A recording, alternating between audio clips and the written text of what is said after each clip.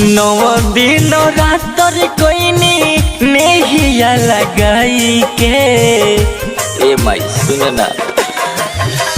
नौ दिन रात कोइनी नेहिया लगाई के नौ दिन रात कोइनी नेहिया लगाई के 10वां दिन जालू ये माई हम के रोवाई के 10वां दिन जालू ये माई हम के रोवाई के। Mix by rebel studio Aloni Garg DJ Kanchan Raj Hajipur Vaishali.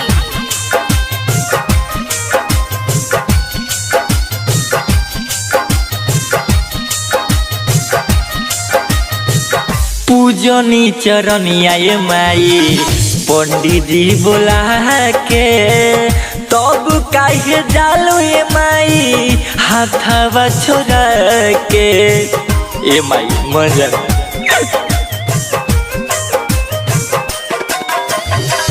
पूजनी चरनिया ये माई पंडित जी बोला के तब काहे जालू ये माई हाथवा छोड़ा के कैसे रहाई माई बानी ये गुमाई के कैसे रहाई माई बानी ये गुमाई के 10वां दिन जालू ये माई हम के रुआई के 10वां दिन जालू ये माई हम के रुआई के।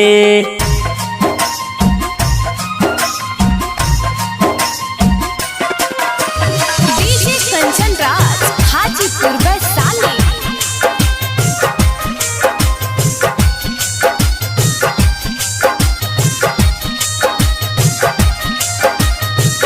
आचारा के कोर माई छोरा के जब जईबू सोनू सवारिया के इतना रोईबू ए माई सुना ना मजा।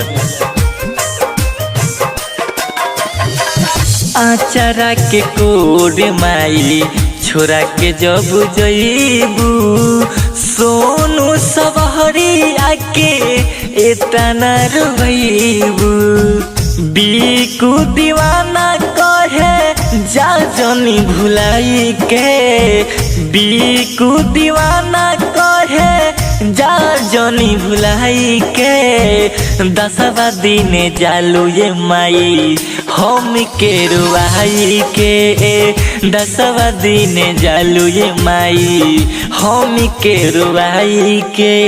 Mix by rebel studio Aloni Garg.